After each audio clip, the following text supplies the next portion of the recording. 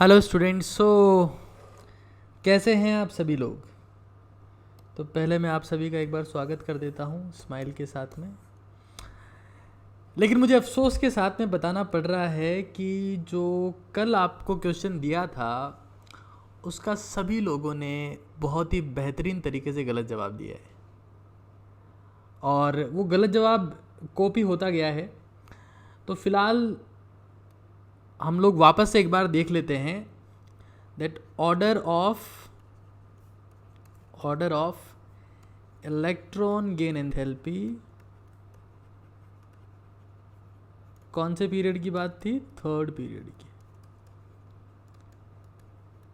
तो ये हमारे पास में एग्जैक्टली क्या ऑर्डर होता है वो मैंने आपसे पूछा था और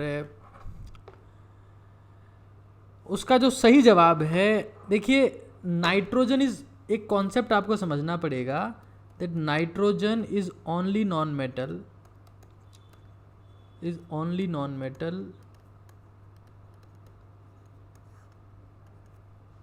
in which electron addition is endothermic। बाकी सब में इलेक्ट्रॉन जोड़ने पर जो एनर्जी है वो रिलीज होती है, लेकिन नाइट्रोजन में अगर आपको इलेक्ट्रॉन जोड़ना है तो we need to supply energy. This process is endothermic. लेकिन फॉस्फोरस के साथ में ऐसा नहीं होता है भाई। आपने वही सीक्वेंस जो सेकंड पीरियड का था वो कॉपी कर दिया एज इट इज। तो थर्ड पीरियड के एलिमेंट्स के लिए हमारे पास में जो ऑर्डर आता है वो सबसे ज़्यादा तो क्लोरीन का है, नो डाउट। इसका तो पूरी पीरियडिक टेबल में it has maximum in periodic table, maximum in periodic table. तो सबसे ज़्यादा तो आपके पास में क्लोरीन होगा, then we have sulphur, then we have silicon and now we have phosphorus. All these are non metals.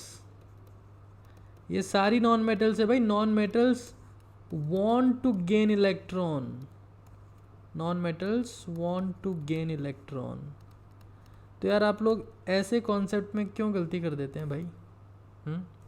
ये तो हमने बहुत बार पढ़ा है कि नॉन मेटल्स को इलेक्ट्रॉन चाहिए ही चाहिए। अब नॉन मेटल्स खत्म हो गए, अब नॉन मेटल्स के बाद में आपके पास मेटल आएगा।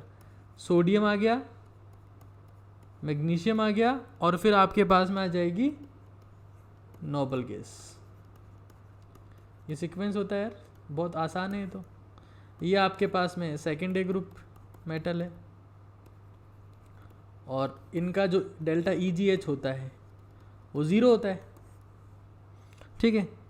मेटल है, इसमें भी they have lesser tendency to accept electrons, ठीक है ना, एक्सेप्ट इलेक्ट्रॉन। तो भाई ये सारी बातें मैंने आपको बता दी थी और अफसोस के साथ में मुझे कहना पड़ रहा है कि आप सभी का जो आंसर है वो पहली बार आपने आंसर गलत दिया है। अगर सेकंड पीरियड का होगा तो उस केस में जो नाइट्रोजन है वो नोबल गैस से थोड़ा सा मतलब जस्ट पहले आएगा, लेकिन थर्ड पीरियड में फॉस्फोरस यहाँ पर आएगा। ये सारे के सारे ये जितने भी आपको यहाँ पर दिख रहे हैं ये नॉन मेटल्स, जबकि ये जो आपको दिख रहे हैं ये दोनों मेटल्स हैं। और ये तो आपको पता ही है दिस इज़ नोबल गैस। तो नोबल गैस के केस में कुछ और बात चलती है। तो ये हमारे पास में ऑर्डर था थर्ड पीरियड का। अब कोई बात नहीं, गलत कर दिया तो ठीक है, जैसा है वो ठीक है, क्या कर सकते हैं बताइए। अभी तो हम लोग जो हैं वो आगे चल रहे हैं और आगे चलने पर मैं एक सवाल आप सभी से पूछना चाहता हूँ। अगला पेज पे चलते हैं। ये तो सबको समझ में आ गया ना भाई?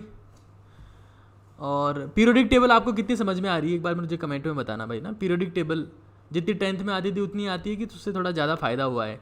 तो कमेंट में बताना एक बार, ठीक है। और अभी हम लोग आप लोगों की सेवा में एक सवाल हाजिर कर रहा हूँ मैं। क्वेश्चन ये है कि जो लिथियम है उसकी जो आयनाइजेशन एंथैल्पी है IE1, उसकी वैल्यू है 5.4 इलेक्ट्रॉन वोल्ट, ठीक है। और क्लोरीन के लिए डेल्टा EgH जो है उसकी वैल्यू आपके पास में है 3.6 इलेक्ट्रॉन वोल्ट, ठीक है साहब। अब आपको find out enthalpy change in following reaction. देखो एंथैल्पी चेंज और एंथैल्पी ये सब आप थर्मोडायनेमिक्स में पढ़ेंगे, लेकिन यहाँ पर इस कॉन्सेप्ट को हम लोग अप्लाई कर रहे हैं, है ना भाई। थर्मोडायनामिक्स का कॉन्सेप्ट है, बट यहाँ पर आपको समझ में आ जाएगा क्योंकि आप सभी तो बहुत अच्छे बच्चे हैं, समझदार बच्चे हैं, है ना। तो आप सभी को तो ये समझ में आएगा ही आएगा। जैसा आप मतलब हर क्वेश्चन का सही आंसर देते हैं, जैसे आपने पिछली बार 3rd पीरियड के इलेक्ट्रॉन गेन एंथैल्पी का ऑर्डर बिल्कुल सही बताया, तो आप तो बहुत अच्छे बच्चे हैं ना, आप तो सही आंसर देंगे ही देंगे, ठीक है साहब। तो अब फॉलोइंग रिएक्शन की जहाँ तक बात है, तो कौन सी रिएक्शन है, रिएक्शन ये है LiCl इन gas state converts into Li plus gas plus Cl minus gas. ये इसका अपने पास में 1 मोल है ना भाई। जैसे 1 डजन होता है, आपने सुना ना 1 डजन, जब भी अपन कहते हैं 1 दर्जन हमारे पास में कोई चीज़ है, इसका मतलब कितनी है 12 यूनिट्स, ओके। इफ़ आई से 1 मोल, इसका मतलब मेरे पास में वी हैव 6.023 इंटू 10⁻23 यूनिट्स। इसको आप अवोगाद्रोज नंबर भी बोलते हैं ना भाई। खैर ये सेकेंडरी एस्पेक्ट है, तो ये आपको आइडेंटिफाई करना है। अब मैं एक रेफरेंस डेटा आपको और दे रहा हूँ, वो ये है कि 1 electron volt is equals to 23.06। यार ये एक बार इसको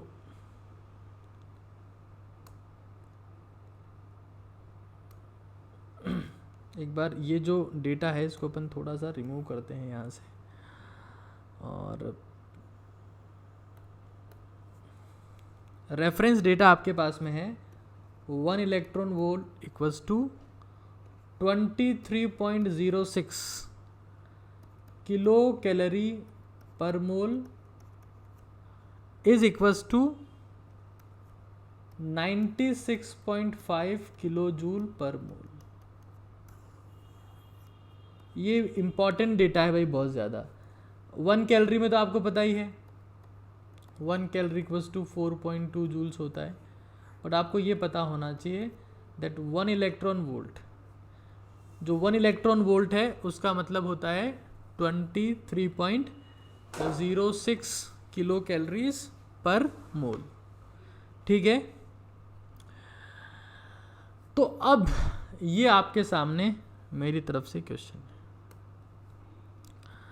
तो अभी हम लोग क्या करेंगे भाई, आप लोग, मैं आपको समझा रहा हूँ, आराम, चिंता नहीं करनी है, हम लोग सॉल्व कर रहे हैं। अब अगर मैं इस रिएक्शन को देखता हूँ, यहाँ पर आपके पास में LiCl है, ठीक है। Li अगर मतलब Li और Cl दोनों चीज़ें ना भाई, दोनों चीज़ें हैं ये। अगर Li से आपके पास में गया Li प्लस बना, और Cl से यहाँ पर Cl माइनस बना, ठीक है।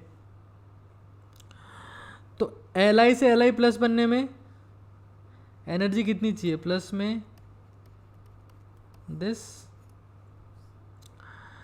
जबकि Cl से जब Cl माइनस का फॉर्मेशन होगा तो इस प्रोसेस में कितनी एनर्जी रिलीज होगी, कॉमन सेंस की बात है। तो माइनस में रिलीज जो होती है उसको अपन नेगेटिव साइन यूज करते हैं।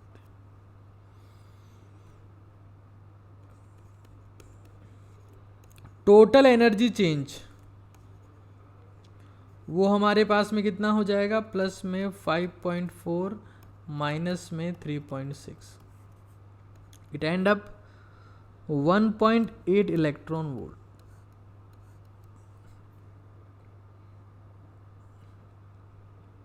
अब आपको आंसर अगर किलो कैलोरी में पूछा है या किलो जूल में पूछा है। अगर किलो कैलोरी में पूछा है तो 1.8 मल्टीप्लाई 23.06 किलो कैलोरी पर मोल। और अगर आपसे पूछा है किलो जूल्स में तो हम लोग क्या बोलेंगे, 1.8 मल्टीप्लाई किससे करते हैं, 96.5 किलो जूल पर मोल। ये हमारे पास में इस तरीके से आंसर आ जाता है। तो बहुत ही सिंपल लॉजिक है और बहुत सिंपल तरीके से आप इसको सॉल्व कर सकते हैं। हालांकि ऐसा क्वेश्चन आने की संभावनाएं बहुत रेयर टू रेयर होती है। अब बहुत सारे क्वेश्चन ऐसे भी हैं जो जिसमें आपको मोल कॉन्सेप्ट यूज़ करते हुए उसको सॉल्व करना पड़ेगा, तो वो तो फ़िलहाल मैं आपको नहीं बता रहा हूँ, वो आप मोल कॉन्सेप्ट पढ़ने के बाद ही समझ पाएंगे, तो अभी तो उसको अपन स्किप कर रहे हैं। तो फ़िलहाल आज के लेक्चर में हमने क्या सीखा है अभी तक, है ना, लेक्चर पूरा नहीं हुआ है अभी। एक तो ये हमने थर्ड पीरियड का सीख लिया भाई, थर्ड पीरियड का जो ऑर्डर होता है वो क्या होता है, ठीक है। तो ये थर्ड पीरियड का ऑर्डर जो है ये सभी को ध्यान रखना है, ये जो ऑर्डर है थर्ड पीरियड का ये सभी लोगों को ध्यान रखना है, ठीक है। 1 सेकेंड प्लीज़, ये ऑर्डर सभी लोगों को ध्यान रखना है थर्ड पीरियड का, ये हमारे पास में। और फिर हमने ये एक बेसिक सा क्वेश्चन सॉल्व किया है। तो इस क्वेश्चन में मैं आपको ये बताना चाह रहा हूँ कि ये जो डेटा है, ये जो डेटा आपको दिख रहा है यहाँ पर, ये डेटा बहुत ज़्यादा इंपॉर्टेंट है भाई। इस डेटा को सभी लोगों को याद रखना है, किसी भी केस में इसको नहीं भूलना है, ठीक है। तो अब हम लोग जो है हमारे नेक्स्ट टॉपिक की तरफ बढ़ रहे हैं और उस टॉपिक का नाम है valency.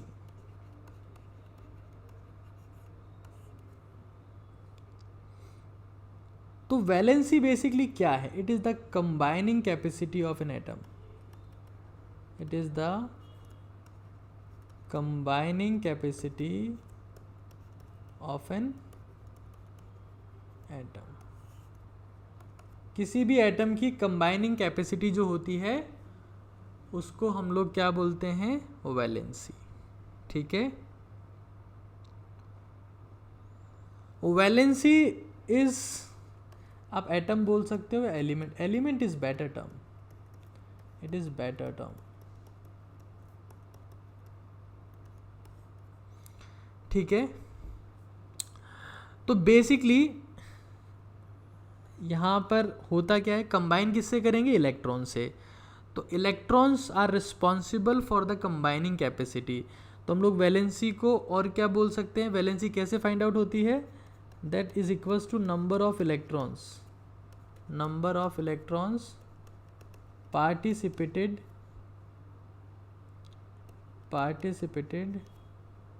In bonding, number of electrons participated in bonding. थोड़ा सा इसको हटा देते हैं,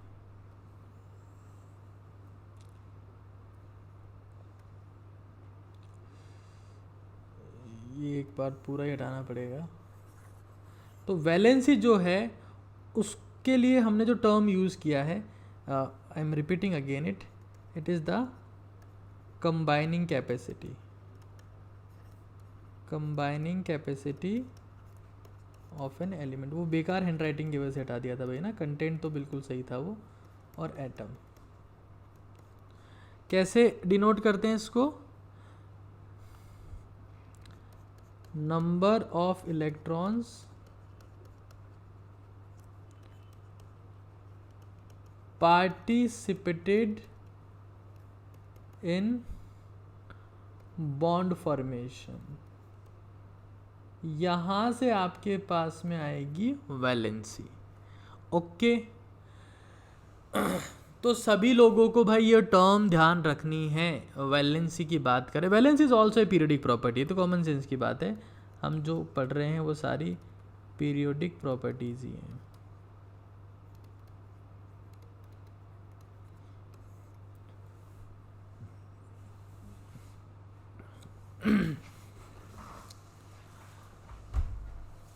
तो अब हमारे पास में जो वैलेंसी है, वैलेंसी बेसिकली जो वैलेंसी की हम लोग बात कर रहे हैं, ये वैलेंसी जो है ये दो टाइप की हो सकती है भाई। एक तो होती है इलेक्ट्रोवैलेंसी। क्या होती है? इलेक्ट्रोवैलेंसी। और एक होती है कोवैलेंसी। ठीक है, इलेक्ट्रोवैलेंसी। इलेक्ट्रोवैलेंसी बेसिकली रिप्रेजेंट करती है रिलीज्ड और एक्सेप्टेड इलेक्ट्रॉन्स को, रिलीज्ड और एक्सेप्टेड इलेक्ट्रॉन्स को, जबकि जो कोवैलेंसी है वो रिप्रेजेंट करती है शेयर्ड इलेक्ट्रॉन्स को। तो जब हम लोग ये कहते हैं कि हमारे पास में इलेक्ट्रोवैलेंसी की बात है, तो इलेक्ट्रोवैलेंसी का जो कॉन्सेप्ट है वो कहाँ पर होता है? बेसिकली आयनिक बॉन्ड में। जबकि कोवैलेंसी हम लोग कहाँ कहते हैं? कोवैलेंट बॉन्ड में। ठीक है, बात समझ में आ रही है? वैलेंसी। अच्छा, अगर मैं आपसे पूछता हूँ कि एक ह्यूमन बीइंग की वैलेंसी कितनी होती है, तो जो ह्यूमन बीइंग होता है उस ह्यूमन बीइंग की वैलेंसी कितनी होती है? 2 होती है। 2 हाथ हैं, 2 लोगों से एक साथ कनेक्ट कर सकता है ना? क्योंकि इंसान के 2 हाथ हैं, 2 लोगों से कनेक्ट कर सकता है। तो बहुत सिंपल सी बात है भाई, है ना ये। तो अच्छा, इलेक्ट्रोवैलेंसी कहाँ पर होती है? आयनिक बॉन्ड्स में। तो इस इलेक्ट्रोवैलेंसी की वजह से आयनिक बॉन्ड का जो दूसरा नाम होता है वो होता है इलेक्ट्रोवैलेंट बॉन्ड। Electrovalent bond. ठीक है, तो इलेक्ट्रोवैलेंसी, जैसे मान लीजिए हमारे पास में है, let's see we have calcium chloride. तो अगर आप इसको ब्रेक डाउन करते हैं तो इसमें 2 चीज़ें हैं, Ca2+ और 2Cl-। तो जो Ca2+ है ये जो है इसको हम बोलेंगे इलेक्ट्रोवैलेंसी या इसका ऑक्सीडेशन नंबर।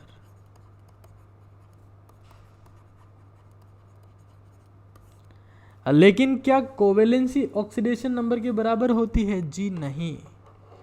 इलेक्ट्रोवैलेंसी और ऑक्सीडेशन नंबर तो एक ही बात है, लेकिन कोवैलेंसी और ऑक्सीडेशन नंबर बहुत अलग अलग बात है ना? जैसे मान लीजिए मैं कहता हूँ N∭N, मतलब N2, इसका कोवैलेंसी कितना है नाइट्रोजन का? 3, क्योंकि इसने 3 बॉन्ड बनाए हैं, तो इसका कोवैलेंसी कितना बोलेंगे? 3। लेकिन इसका ऑक्सीडेशन नंबर फाइंड आउट करेंगे तो कितना आएगा? वो आएगा 0। क्यों? क्योंकि दोनों नाइट्रोजन के बीच में जो डेल्टा EN है, इलेक्ट्रोनेगेटिविटी का डिफरेंस 0 है, कोई एक दूसरे से इलेक्ट्रॉन नहीं खींचेगा। ऑक्सीडेशन नंबर फाइंड आउट करने के लिए हम लोग इलेक्ट्रोनेगेटिविटी का कॉन्सेप्ट यूज़ करते हैं ना, ये तो पता है सब लोगों को। जैसे मान लीजिए ये हमारे पास में है वाटर। अब ऑक्सीजन और हाइड्रोजन में से ज़्यादा इलेक्ट्रोनेगेटिव कौन है? ऑक्सीजन। वो इलेक्ट्रॉन खींचेगा इस बॉन्ड से, तो इस ऑक्सीजन का जो ऑक्सीडेशन नंबर है वो -2 हो जाएगा, क्योंकि ये दोनों बॉन्ड से इलेक्ट्रॉन खींच रहा है, जबकि इसका +1 और इसका भी +1। तो वाटर में हमारे पास में ऑक्सीजन जो दिखा, उस ऑक्सीजन की कोवैलेंसी कितनी है? कोवैलेंसी बराबर 2 है, ऑक्सीडेशन नंबर भी बराबर, ऑक्सीडेशन भी 2 है, हालांकि -2 है। तो फिलहाल जो एक बहुत बेसिक सी बात है, मैं इसको ज़्यादा कॉम्प्लिकेटेड नहीं कर रहा हूँ, डायरेक्टली अब आपको बता रहा हूँ, वो ये कि जो इलेक्ट्रोवैलेंसी होती है, इलेक्ट्रोवैलेंसी जो है वो हमारे पास में, electrovalency is equals to the, यहाँ पर हम लोग लिख देते हैं एक बार, फाइनली हियर क्या लिख देंगे हम लोग, electrovalency is equals to the oxidation number, ठीक है, इलेक्ट्रोवैलेंसी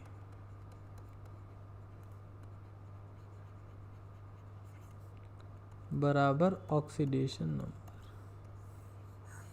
ऑलवेज, ये हमेशा हमेशा सही है।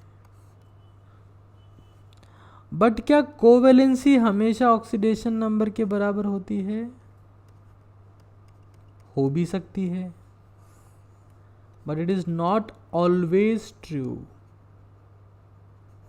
ठीक है भाई। चलिए, तो ये तो कुछ एक बेसिक बातें हैं जो हम लोग अभी तक सीखे।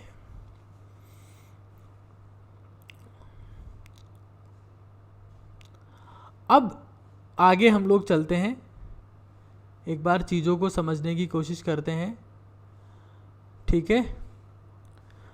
We will discuss about the, अभी हम लोग इन दो टर्म्स में ज़्यादा डिफरेंशिएट नहीं करेंगे, अब हम लोग बिल्कुल कॉमन टर्म लेके चलेंगे, वैलेंसी, ठीक है, और वैलेंसी के ऊपर ही अपना फोकस है।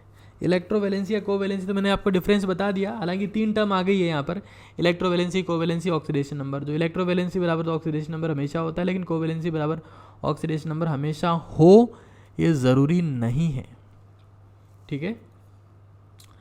तो फिलहाल हम लोग आगे चल रहे हैं। हमने कहा वैलेंसी, वैलेंसी इज और फोकस।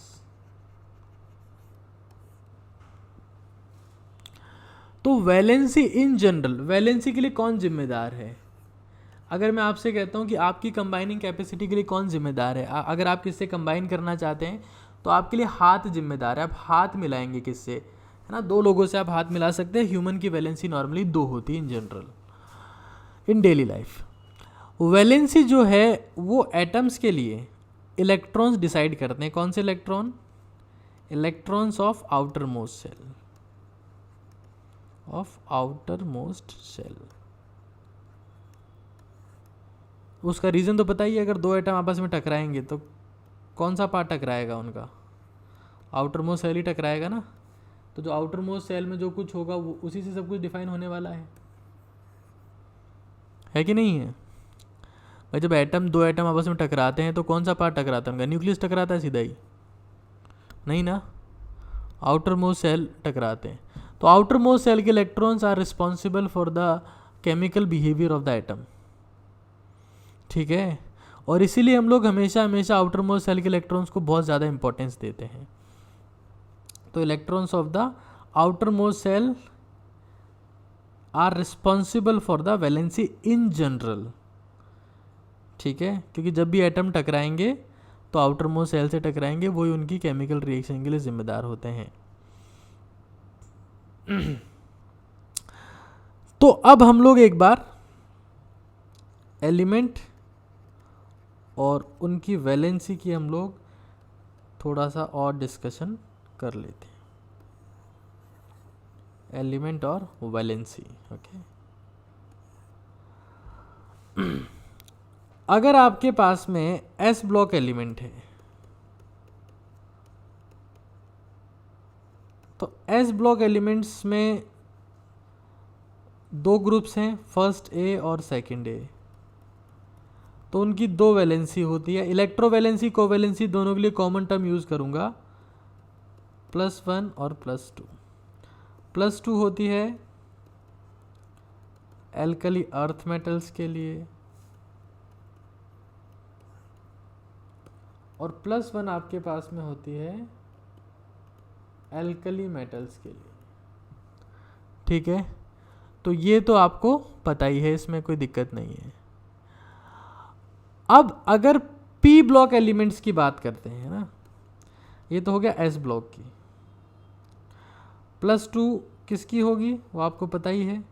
कौन कौन से एलिमेंट्स आते हैं उसमें? Beryllium, magnesium, calcium, strontium, barium. Radium की बात नहीं करेंगे because radium is radio active element. Upon chemical reactivity की बात कर रहे हैं। रेडियो एक्टिव एलिमेंट में सारा गेम न्यूक्लियस पे चला जाता है, इलेक्ट्रॉन्स पे वहाँ पर कोई इंपॉर्टेंस नहीं होती है। वहाँ सारा खेल प्रोटॉन्स और न्यूट्रॉन्स का होता है। फिलहाल हम लोग जिस केमिस्ट्री की बात कर रहे हैं उसका नाम है इनऑर्गेनिक केमिस्ट्री। अपन न्यूक्लियर केमिस्ट्री की बात नहीं कर रहे हैं। तो इनऑर्गेनिक केमिस्ट्री में हमारा फोकस इलेक्ट्रॉन्स पे रहेगा, ऑर्गेनिक में भी इलेक्ट्रॉन्स पे रहता है, फिजिकल केमिस्ट्री में फिजिकल स्टेट पे फोकस जाता है। बट फिलहाल हम लोग इनऑर्गेनिक केमिस्ट्री की बात कर रहे हैं, एलिमेंट्स की बात कर रहे हैं, तो इलेक्ट्रॉन्स के ऊपर फोकस करेंगे। आगे चलते हैं हम लोग। पी ब्लॉक एलिमेंट्स, अगर आप लोग पी ब्लॉक एलिमेंट्स की बात करते हैं तो बहुत इंपॉर्टेंट चीज़ है भाई। आगे हम लोग जब वैलेंसी को डिफाइन करने वाली स्केल्स पढ़ेंगे, 2 स्केल होती है, हाइड्रोजन स्केल और ऑक्सीजन स्केल, तब आगे और बेटर आपको समझ में आएगा। बट फिलहाल जो मैं आपको बता रहा हूँ दैट जो हमारे पास में पी ब्लॉक एलिमेंट्स होते हैं वहाँ पर वैलेंसी क्या होती है, वो हो सकती है n-8 to n। ठीक है, n-8 to n। यहाँ पर n क्या है, number of electrons in outer most shell, number of electrons in, 1 second,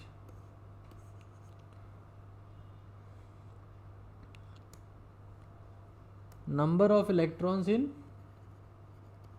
outer most shell. ठीक है, जैसे हमारे पास में नाइट्रोजन है, तो नाइट्रोजन के लिए नंबर ऑफ इलेक्ट्रॉन्स कॉन्फ़िगरेशन क्या हो गया नाइट्रोजन का, 1s2 2s2 2p3। Outer most cell second है इसका, नंबर ऑफ इलेक्ट्रॉन्स हमारे पास में कितने आ जाएंगे, 5। तो नाइट्रोजन की वैलेंसी n-8 to n कहाँ तक एक्सटेंड हो सकती है, n तक। तो n -5 -8 -3 और ये +5 तक। ये हमारे पास में मिनिमम रेंज है, मतलब मिनिमम वैल्यू है, और ये हमारे पास में मैक्सिमम वैलेंसी जो पॉसिबल है। ठीक है, तो इस तरीके से ऑक्सीडेशन नंबर, वैलेंसी, इलेक्ट्रोवैलेंसी सबके लिए मैं कॉमन टर्म यूज़ करते हुए चल रहा हूँ, अभी ज़्यादा डिफरेंशिएशन नहीं है। ठीक है, अब ये एस ब्लॉक की बात हो गई और पी ब्लॉक की बात हो गई। तो एस ब्लॉक में वैलेंसी मतलब आउटर मोस्ट सेल के इलेक्ट्रॉन, पी ब्लॉक में भी आउटर मोस्ट सेल के इलेक्ट्रॉन। अब आपको पता ही है ना, नाइट्रोजन, अगर ऑक्सीजन की बात कर लें, है ना, या सल्फ़र की बात कर लेते हैं, चलो सल्फ़र बहुत सही ऑप्शन रहेगा आपके समझने के हिसाब से। तो जो सल्फ़र होता है, 1 सेकेंड,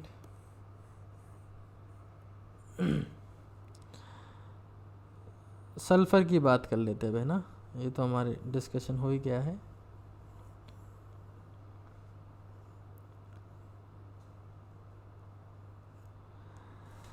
तो अगर मैं सल्फ़र की बात करता हूँ तो सल्फ़र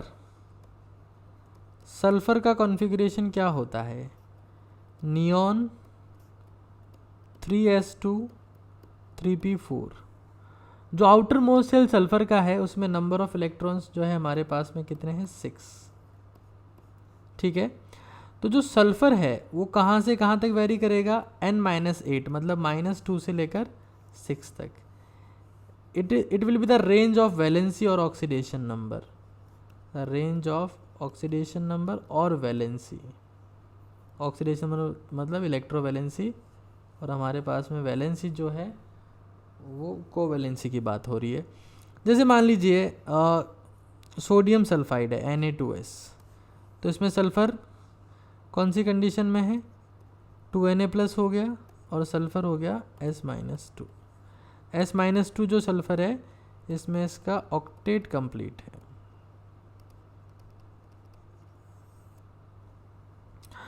और 6 तक जा सकता है मैक्सिमम। जैसे मान लीजिए सल्फ़र ट्राईऑक्साइड है, तो सल्फ़र ट्राईऑक्साइड में जो सल्फ़र है उसका ऑक्सीडेशन नंबर या उसकी जो वैलेंसी है वो हम लोग कितनी बताएंगे यहाँ से कैलकुलेट करके, 1 2 3 4 5 6 वैलेंसी, कोवैलेंसी बोल सकते।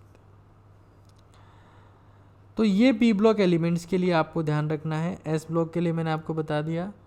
एस ब्लॉक के लिए हमारे पास में क्या आता है, +1 और +2, और पी ब्लॉक के लिए आता है n-8 to n। ठीक है, तो ये फिलहाल आप लोगों को ध्यान रखना है। अब हम लोग आगे चलते हैं। मैं उम्मीद करता हूँ ये तो जो बेसिक कॉन्सेप्ट मैंने अभी बताए हैं आप लोगों को, ये तो समझ में आ गए होंगे आपको। अब आगे जो हमारे पास में है that is the remaining part. आगे चल रहे हैं हम। तो आगे हमारे पास में है डी ब्लॉक।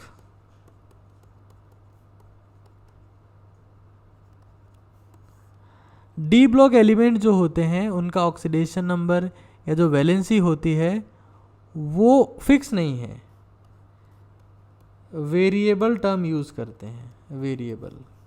और यही टर्म हम लोग एफ ब्लॉक एलिमेंट्स के लिए यूज़ करेंगे।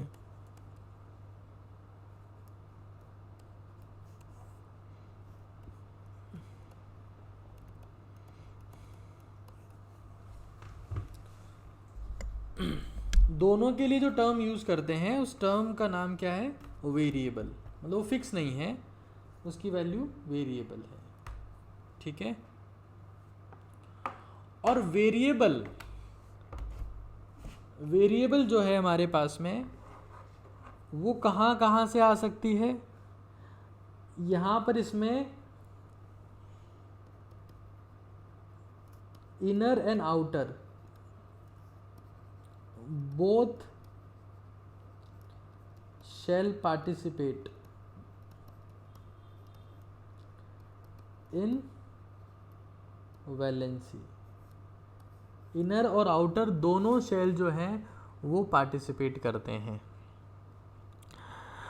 तो ये बहुत ही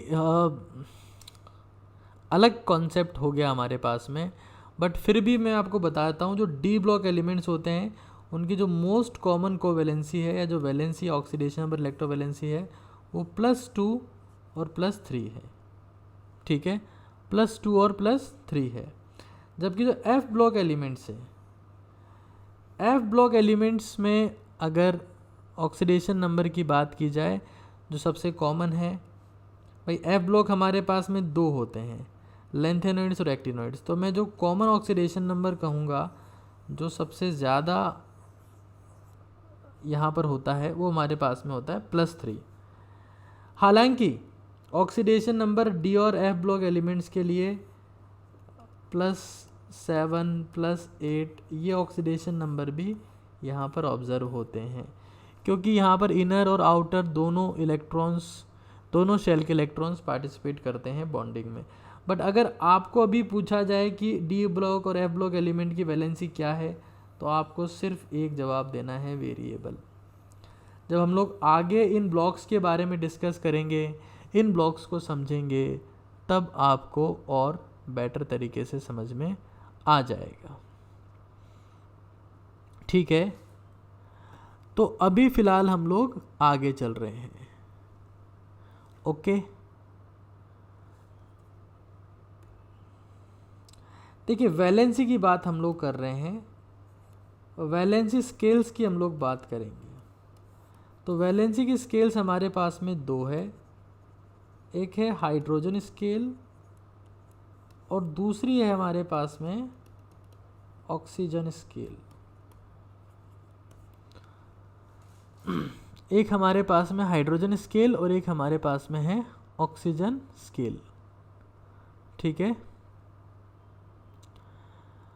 तो क्या होता है उसमें ये हम लोग को समझना है। ठीक है, अगर मैं हाइड्रोजन स्केल की बात करता हूँ, हाइड्रोजन स्केल का मतलब क्या है, एलिमेंट के हाइड्राइड्स बनाएंगे, हाइड्राइड्स ऑफ एलिमेंट्स, और उनमें हम लोग उसका वैलेंसी देखेंगे। यहाँ पर क्या बनाएंगे, ऑक्साइड्स ऑफ एलिमेंट्स, और वहाँ पर उसकी वैलेंसी की बात करेंगे। ठीक है, तो अगर मैं बात करता हूँ हाइड्रोजन स्केल की, और लेट्स सी हम एक काम करते हैं, थर्ड पीरियड के एलिमेंट्स के लिए बात कर लेते हैं, क्योंकि ऑक्सीजन खुद ही सेकंड पीरियड का है, तो ऑक्सीजन का ऑक्साइड तो बन नहीं पाएगा, है ना भाई। ऑक्सीजन का ऑक्साइड कौन होता है, ओजोन होता है, O3, बट वो उसका एलोट्रॉप होता है बेसिकली, ऑक्साइड नहीं बोल सकते उसको। ऑक्साइड तब होता है जब ऑक्सीजन के अलावा डिफरेंट एलिमेंट हो, हालांकि वो फ्लोरीन नहीं होना चाहिए, क्योंकि फ्लोरीन में फ्लोराइड ही होता है, ऑक्साइड जैसी कोई चीज़ नहीं होती है। तो हम लोग थर्ड पीरियड के एलिमेंट्स को ले रहे हैं भाई। तो अगर थर्ड पीरियड के एलिमेंट्स को लिया जाए तो थर्ड पीरियड में हमारे पास में sodium, magnesium, aluminium, silicon, phosphorus, sulphur, chlorine, organ. और अगर इनको हाइड्रोजन से कंबाइन करते हुए हम लोग इनके हाइड्राइड्स बनाए तो क्या बनेगा, NH, MgH2, AlH3, SiH4, ठीक है, ये बनेंगे। फॉस्फोरस क्या बनाएगा, ये बनाता है PH3। सल्फर क्या बनाएगा, H2S। ये क्या बनाएगा, HCl। भाई अगर आप लोग देखेंगे इसमें आउटर मोस्ट सेल में अगर नंबर ऑफ इलेक्ट्रॉन्स की बात करें तो 1 है, इसमें 2 है, इसमें 3 है, इसमें 4 है। हालांकि ये जो हाइड्राइड्स है आयनिक हाइड्राइड्स, बट जब स्केल हम लोग बना रहे हैं तो हमें आयनिक और कोवेलेंसी से कोई मतलब नहीं है, हमने तो हाइड्राइड्स बना दिए। आयनिक हाइड्राइड्स का मतलब क्या है, यहाँ पर मेटल्स ने इलेक्ट्रॉन दिए हैं, किसको दिए हैं, हाइड्रोजन को। सिलिकॉन आउटर मोस्ट सेल में 4 इलेक्ट्रॉन है, 5, 6, 7 और 8। 8 है मतलब इनर्ट हो गया, 7 है मतलब ऑक्टेट के लिए एक ही बॉन्ड चाहिए तो एक बॉन्ड का फॉर्मेशन किया, 6 है मतलब ऑक्टेट के लिए 2 इलेक्ट्रॉन चाहिए, 2 बॉन्ड बनाए, और 5 है तो ऑक्टेट के लिए 3 चाहिए। तो अगर आप ग्राफ प्लॉट करेंगे, क्या प्लॉट करेंगे आप, ग्राफ प्लॉट करेंगे हाइड्रोजन स्केल। हम लोग क्या प्लॉट कर रहे हैं, हम लोग प्लॉट कर रहे हैं ग्राफ। यहाँ पर इस तरफ तो है वैलेंसी ऑन हाइड्रोजन स्केल, और यहाँ आपके पास में है एटॉमिक नंबर। तो वैलेंसी का ग्राफ कुछ ऐसा आएगा, मैक्सिमम SiH4, 1 सेकेंड प्लीज, जो वैलेंसी का आपके पास में ग्राफ है वो कुछ ऐसा आएगा।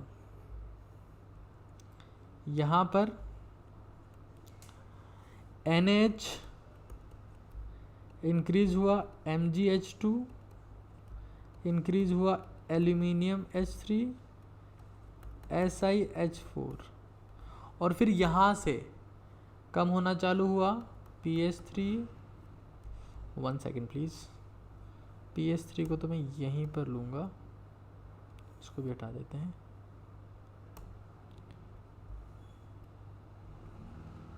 तीन ही वैलेंसी था तो PH3 और H2S और HCl। तो हाइड्रोजन स्केल पर आपके पास में कुछ इस तरीके का ग्राफ आएगा। अब वो हाइड्रोजन स्केल अगर आप,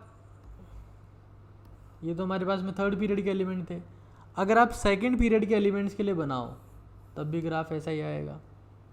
ये y एक्सिस पर वैलेंसी है, यहाँ पर है एटॉमिक नंबर। तो स्टार्ट कहाँ से करेंगे, LiH, then BeS2, then BS3, then CH4, NH3, H2O, HF। ये हमारे पास में हाइड्रोजन स्केल पे ग्राफ आता है, ठीक है। तो हमने क्या बोला कि हमारे पास में दो टाइप की स्केल है, और जिसमें पहली हमने बोली हाइड्रोजन स्केल है और दूसरी हमारे पास में ऑक्सीजन स्केल है। इसमें हम ऑक्साइड बना के देखेंगे, इसमें हमने हाइड्राइड बना के देख लिए। तो हाइड्रोजन स्केल पे जो वैलेंसी का कर्व आता है वो ऐसा आता है, पहले बढ़ती है फिर कम होती है। उसका रीज़न है number of electrons in outer most shell are increasing after a specific atomic number. अब ऑक्साइड्स आप सेकंड पीरियड के एलिमेंट्स के तो बना नहीं सकते सबके, क्योंकि वहां पर सेकंड पीरियड में ऑक्सीजन भी आता है। तो हम लोग थर्ड पीरियड के एलिमेंट्स को ले रहे हैं सीधा। Sodium, magnesium, aluminium, silicon, phosphorus, sulphur, chlorine. अगर आप इनके ऑक्साइड्स बनाते हैं, 1 second please, this is eraser, alright. Oh no, एक तो इतनी खतरनाक चीज़ें आ गई ना, ये बहुत मुश्किल है इनमें काम करना। Na2O, MgO, Al2O3, SiO2, P2O5,